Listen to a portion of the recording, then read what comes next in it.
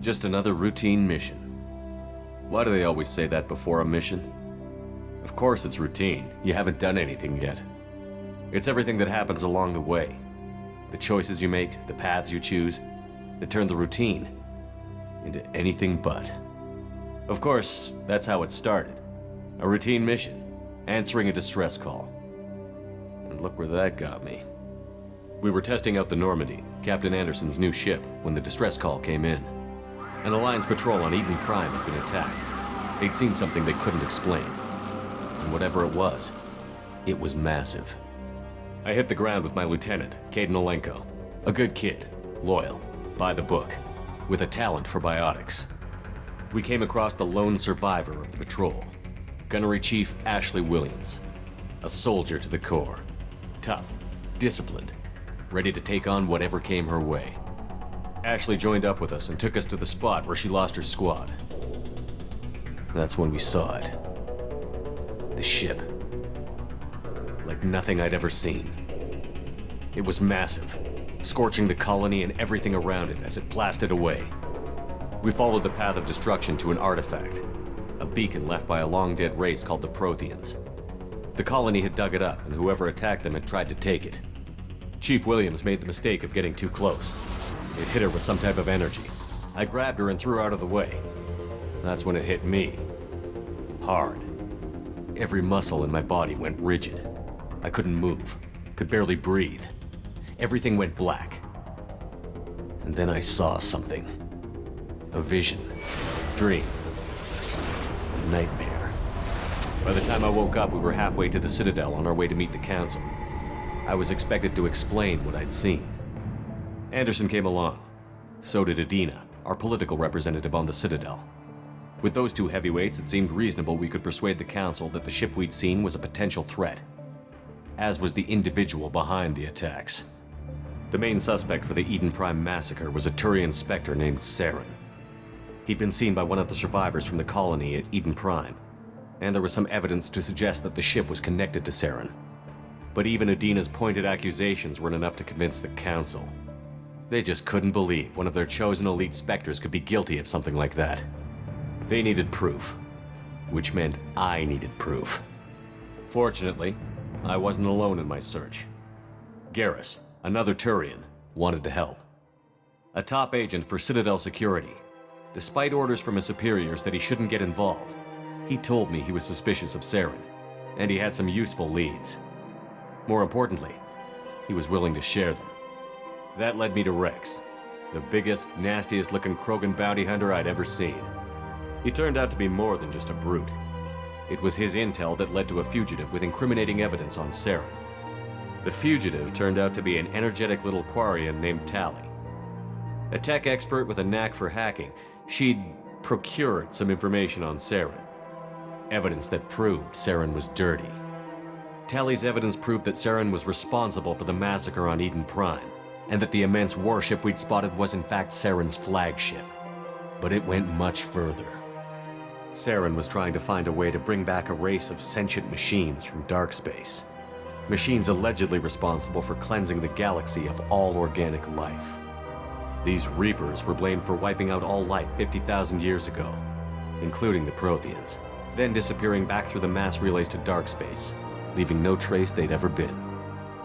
That explained why Saren was after the beacon, and it made some sense out of my visions. But not much else. We couldn't convince the Council that the Reapers were a threat, but they agreed Saren had to be stopped. They stripped him of his Spectre status and gave me the honor of becoming the first human Spectre. My first task? Bring down Saren. Anderson decided to stay behind, giving up his ship, the Normandy. He told me I would need it more than he would. He also pointed me in a direction. Liara, a Prothean expert, adept in biotics, and maybe most importantly, daughter of Benezia, Saren's top lieutenant. And like most Asari, as beautiful as she is intelligent, and born with a unique ability to meld with other species. Liara was able to help me decipher some of the vision the beacon had given me. Nothing concrete, but it gave me some clues. And a new appreciation for the Asari. Her technique for accessing my vision was unexpected, but not at all unpleasant. Ashley was a little concerned about the connection I shared with Liara. As commander, I knew either relationship had the potential to interfere with the mission. I decided discretion was the better part of valor, and kept my focus on our goal, finding Saren. Thanks to Liara's help, we had our next lead, Benezia. Saren had taken her to Novarian, where he'd enslaved a dangerous race of insect-like creatures, the Rachni. He ordered Benezia to use the same technique Liara had used on me to extract information from the Rachni Queen. The Queen's drones were everywhere, and they weren't happy. We had to fight through hundreds of them to get to Benezia. By the time we arrived, Saren was gone, with the information. I tried to reason with Benezia, but Saren had indoctrinated her. He had somehow acquired the ability to control people's actions and wills. Benezia wouldn't surrender, and Liara was forced to watch her mother die in her arms. And I was left with an angry, dangerous Rachni Queen to deal with. She claimed her drones would do no harm if I released her.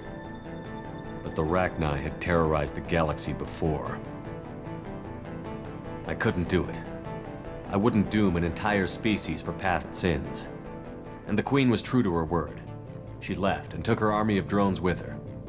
With Saren's top lieutenant dead, he was quickly running out of time and places to hide. I tracked him down at his base on Vermeer, but we soon learned it was more than a base of operations. It was a breeding ground. Saren was breeding an army of Krogan. He'd found a cure for the genophage, a disease inflicted on the Krogan to prevent them from breeding and taking over the galaxy. But the Krogan Saren was breeding were slaves, mindless beasts that obeyed Saren's will. I had to destroy the base, and all its research. Rex disagreed. Violently. Rex wanted the genophage cure for his people. I tried to convince him to help me destroy it, that these Krogan weren't real. But he wouldn't back down. Fortunately, Rex is smarter than he looks. He realized this wasn't the way to help his people, and that Saren was the real threat. When we finally got to the center of the base, I realized just how close Saren was to completing his plan. He was already in communication with the Reapers. Sovereign, Saren's flagship we'd all assumed was just a ship, was a Reaper. It spoke to me, threatened me. I could feel the menace it had for every living thing. It wanted me dead. It wanted us all dead. And I knew it was capable of doing just that. What I couldn't understand was why Saren would help it. But there was no time to think about it. Sovereign knew where we were. We had to destroy the base and get the hell out. I split up my team in 2 squads, sending Ash with one and Caden with the other as a distraction. We had a nuke, and we planned to use it. Before we could detonate the bomb, Saren showed up. We fought. I stalled him to make time for my team. And in talking to him, I realized the truth. It wasn't Saren who was indoctrinating everyone. It was Sovereign. The Reaper. And Saren was in deeper than all of them. He tried to convince me he was still in control, said he found a way to reduce the Reaper's influence, but he was kidding himself. Or believing the lies Sovereign was telling him. Before I could convince him to stop, he ran, leaving me just seconds to extract my squad mates. I tried, but I wasn't fast enough. I could only save one of them. Caden was a good man, and a great soldier. But I had to choose, and I chose Ash. That was the last time Saren would slip away from me. I knew then, the next time we met, one of us would die. With my team mostly intact, we chased Saren and his army to Ilos, a long-lost planet that had once belonged to the Protheans.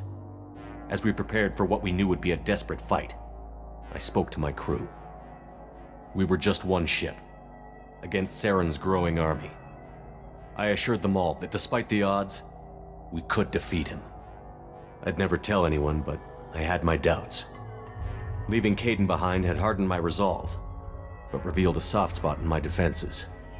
How many more friends and allies would I be willing to sacrifice in order to stop Saren? We arrived on Ilos, close behind Saren. Once on the planet, we discovered a Prothean databank that helped me put the final pieces of my vision together. The Reapers had come 50,000 years ago, and every 50,000 years before that, each time purging the galaxy of life. The Protheans had fought and died, like every species before them. But a few survived long enough to leave a parting gift.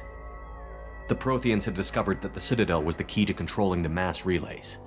By sabotaging the Citadel, they found a way to close the relays to dark space, slowing the Reapers' return, giving us the time we needed to find a solution to stop the Reapers once and for all. Saren knew this.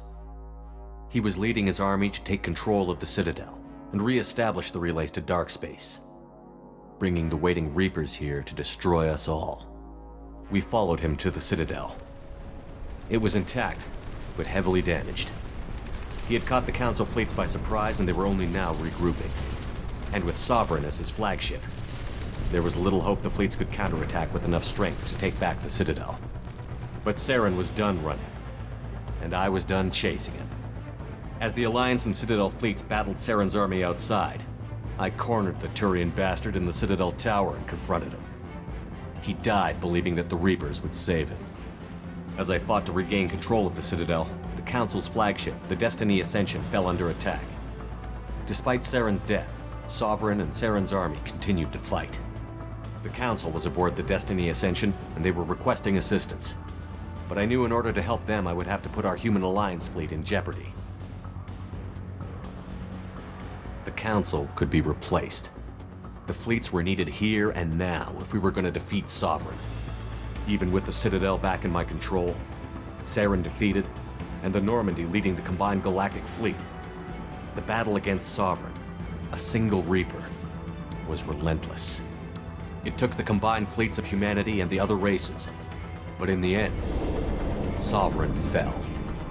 But the costs were immense. While humanity's efforts in the war earned us our first seat on the Council, it was a hollow victory. The Reapers were still out there.